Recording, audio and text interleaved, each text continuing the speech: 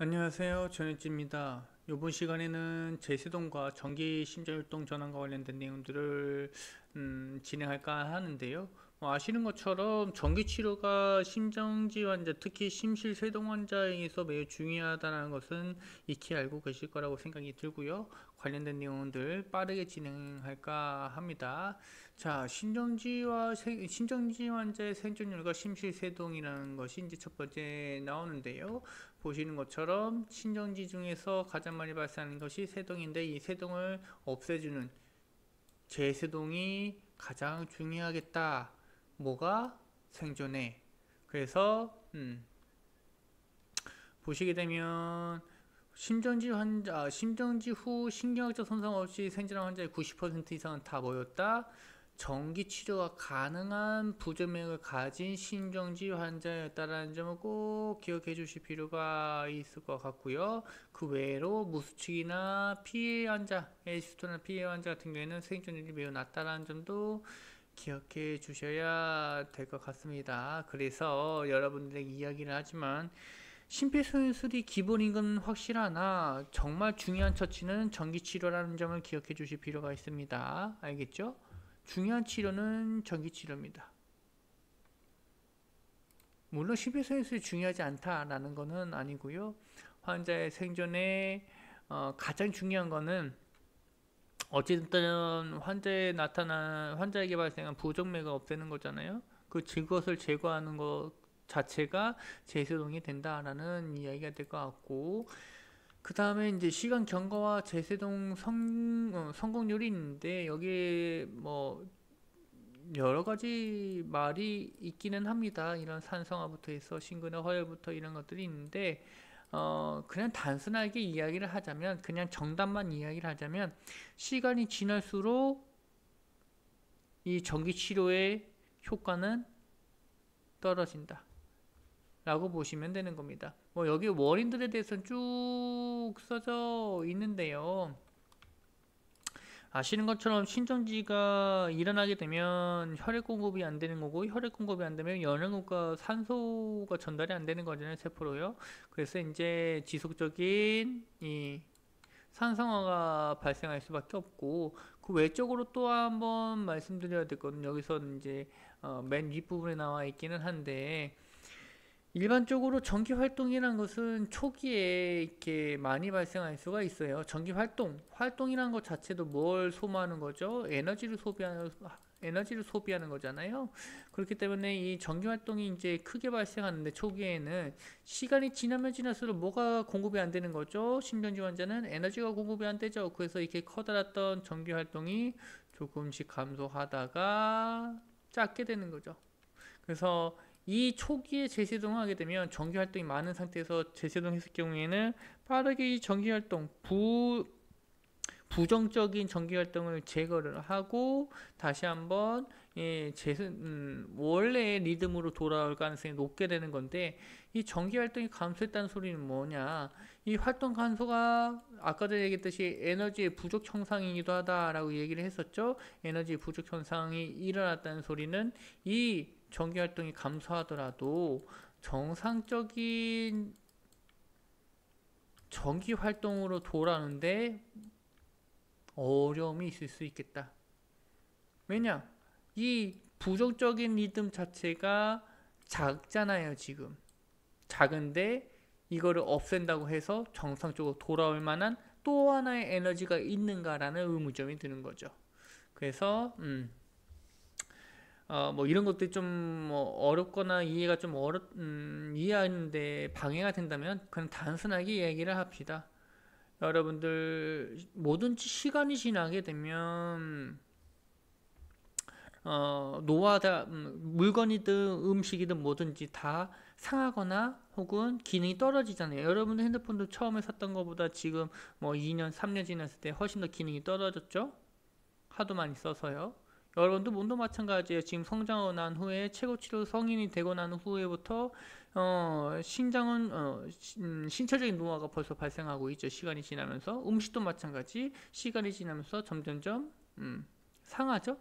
이것도 마찬가지인 거예요. 똑같이 시간이 지날수록 기능은 약화되니까 전기 치료가 아무리 성공적이어도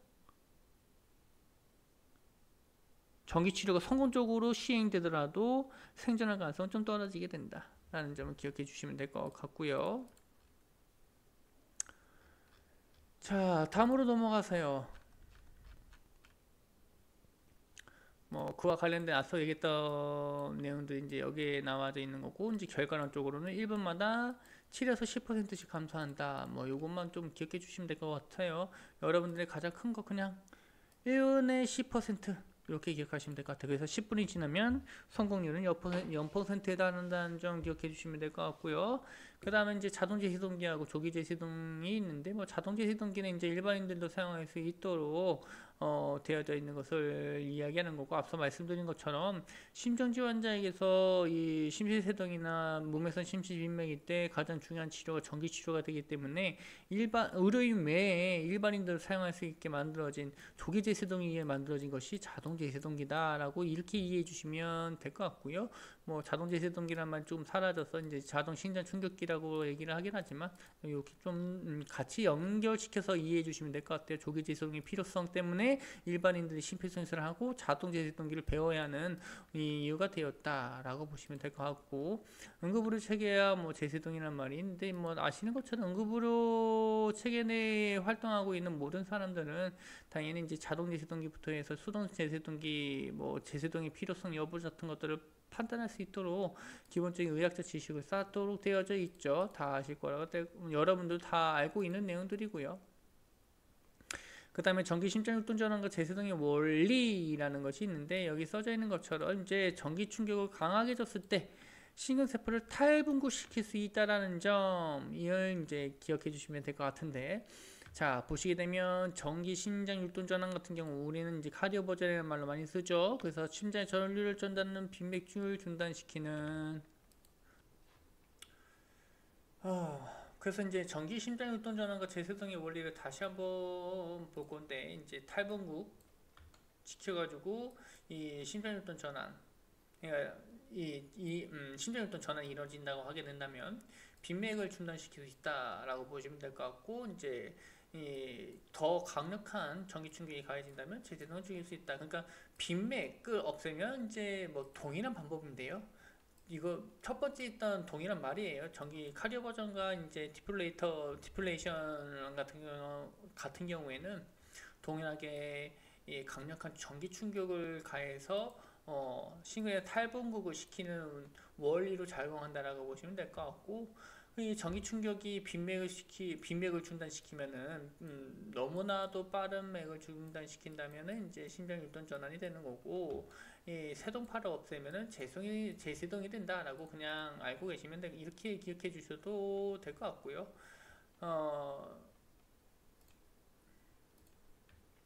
그 다음에 이제 그 아래에 보시는 내용은 좀 더 세부적인 원리라고 해야 될까요? 자, 강력한 충격, 전기 충격이 심장에 가해지게 되면 심근이 탈분국, 재분국 과정을 겪게 되고요. 그리고 심근이 정기적인 균일한 상태가 되어서 더 이상 회기가 나타나지 않는다라는 말이 있는데, 이 회기라는 전기 자극의 회기인 거죠. 전기 자극의 회기.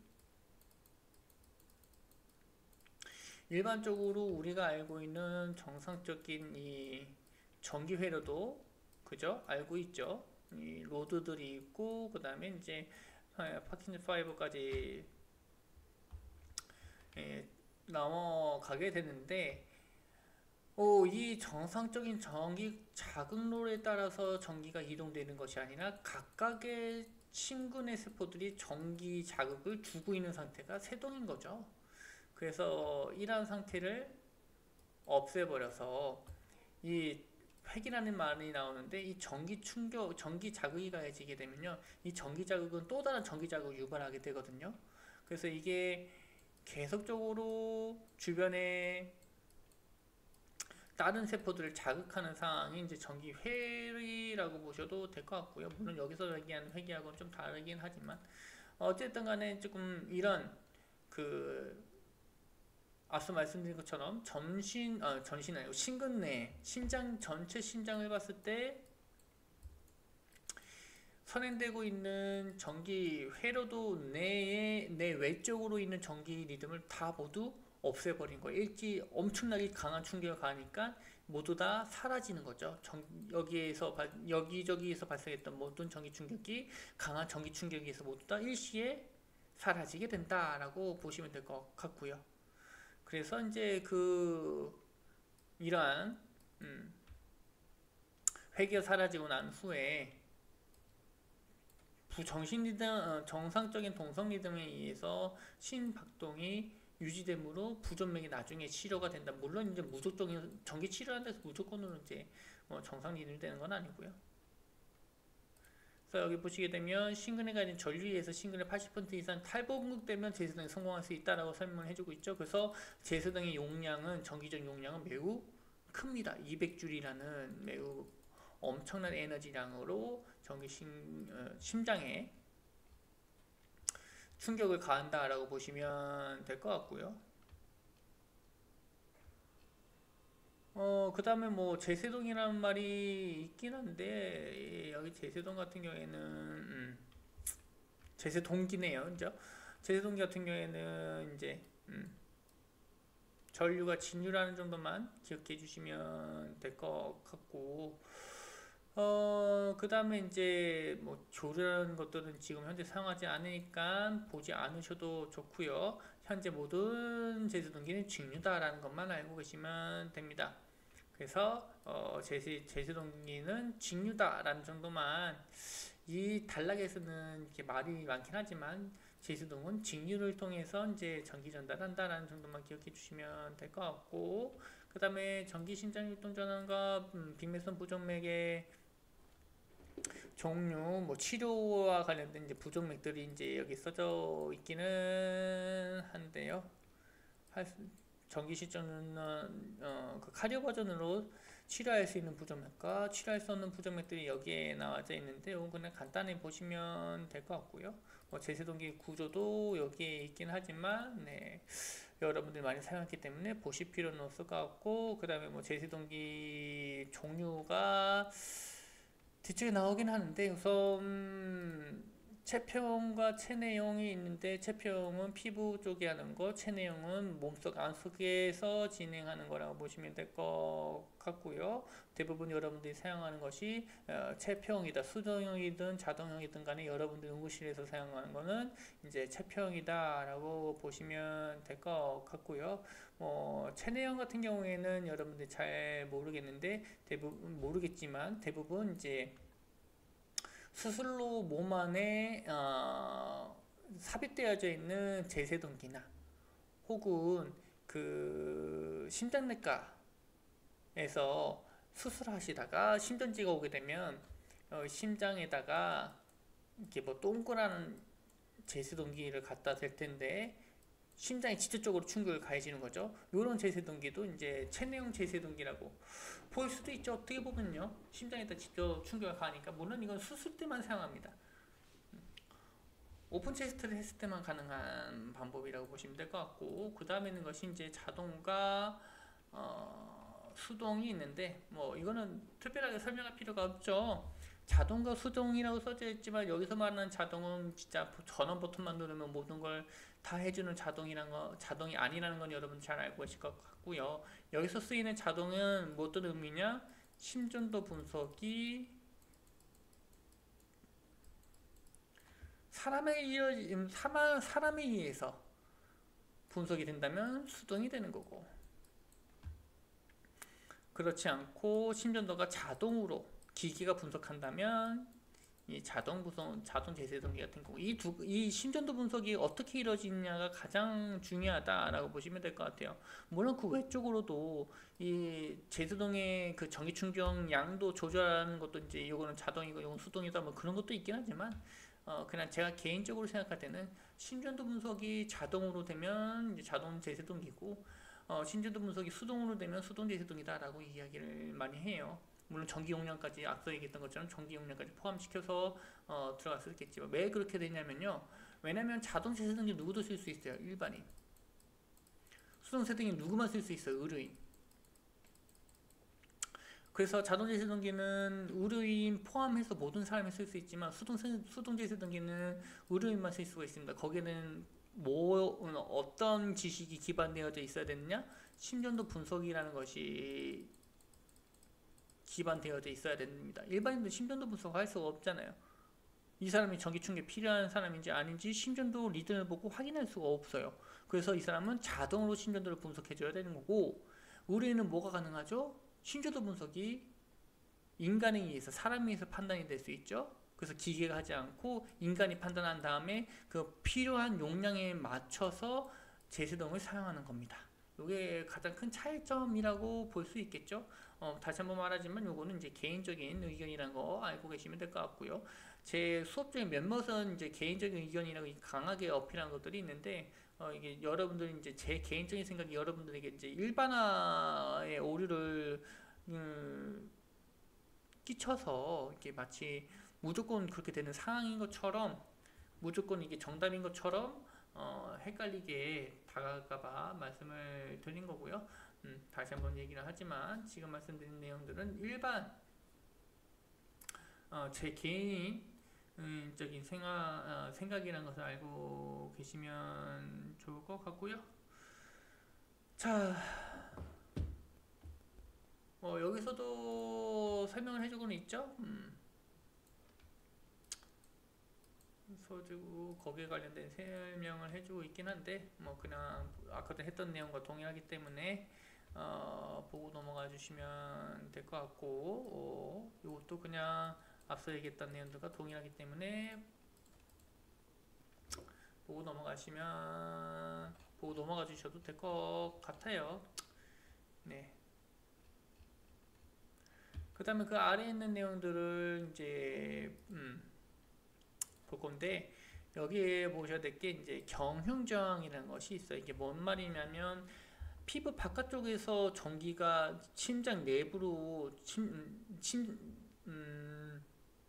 신체 내부에 있는 심장까지 전기 충격이 가해지는데, 그 중간에 심장이 직접적으로 전기를 전달해 주는 것이 아니기 때문에, 피부에서 전달되기 때문에 그 전달 경로에 있는 여러 가지 이 인체의 구조로 인해서 에너지가 소모될 것이다. 그것은 이제 경흉저항이라고 보시면 될 것 같고요. 말 그대로 전기가 흘러가는데, 우리가 200주를 줬다고 해서 200줄이 다 심장에 전달되는 것이 아니라 200주 중에 뭐 가는 중간에 피부나 혈관이나 혈액이나 신경 등의 일부 전기가 흘러 들어갈 거잖아요. 그러면 이제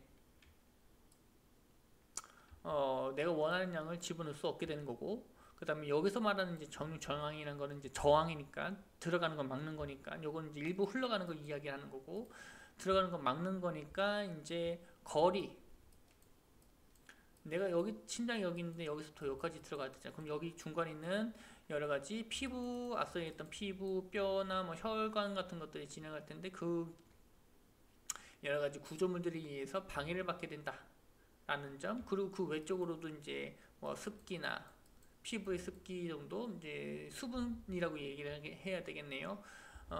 수분 함유량 정도, 피부에 뭐 피부가 건조하냐, 단순하게 이야기하게 되면 건조하냐, 촉촉하냐에 따라서 전달되는 정도가 좀 달라질 거예요. 건조한 사람 같은 경우에는 당연히 이 피부 위에서 행해지는 제세동이나 혹은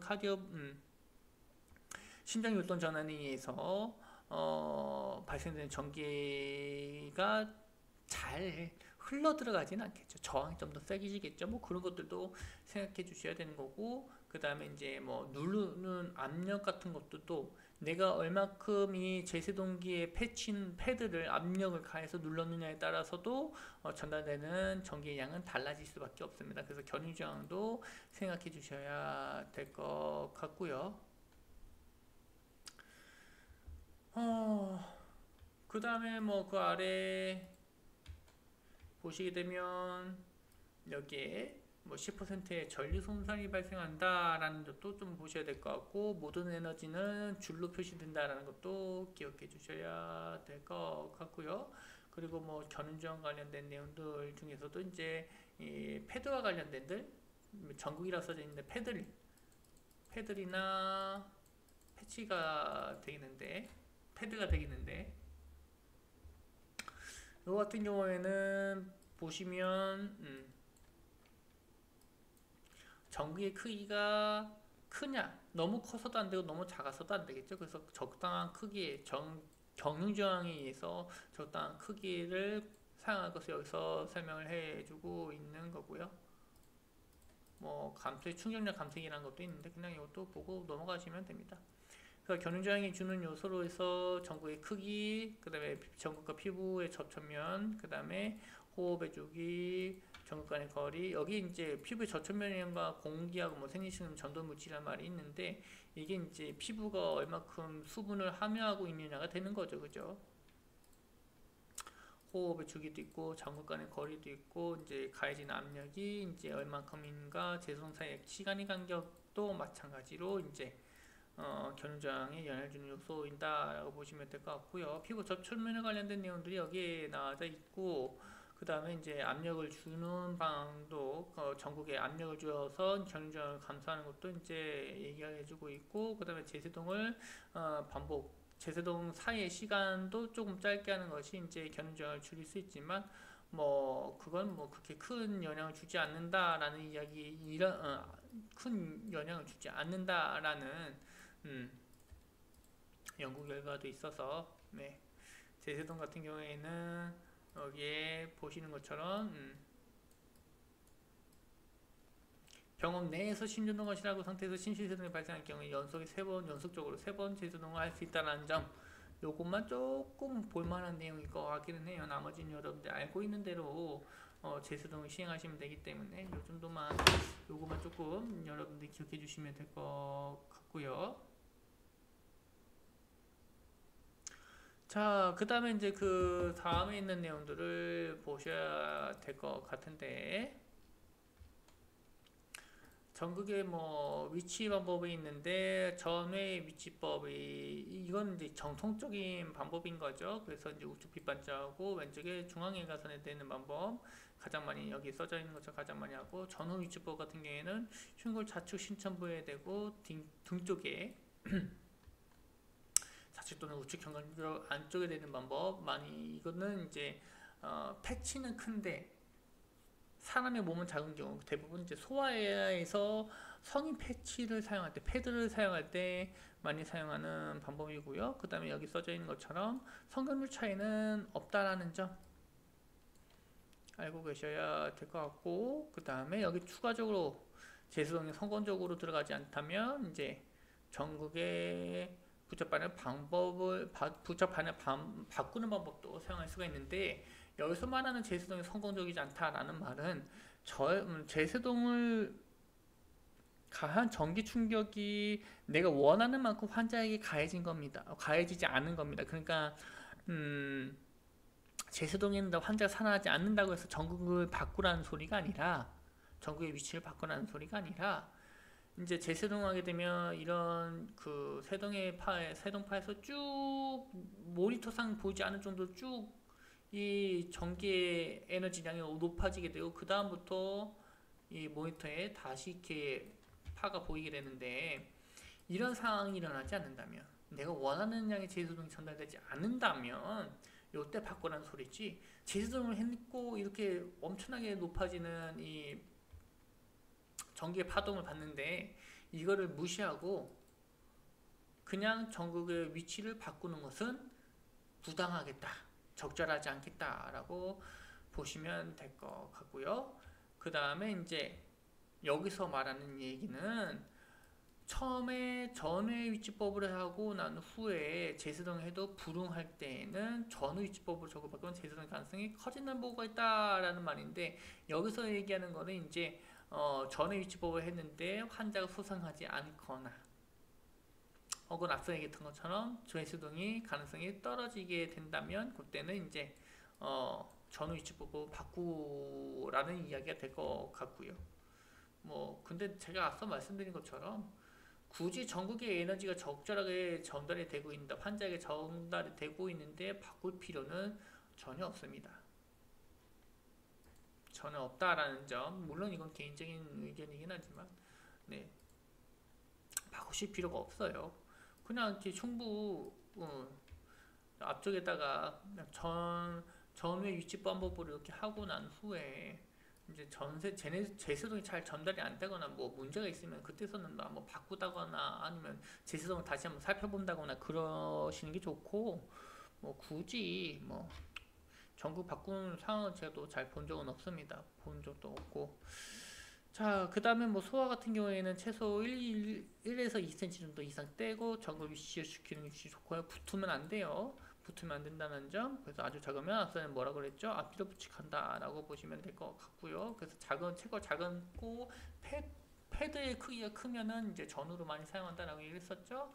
그 다음에 있는 내용들은 이제 다음 시간에 진행하도록 하겠습니다.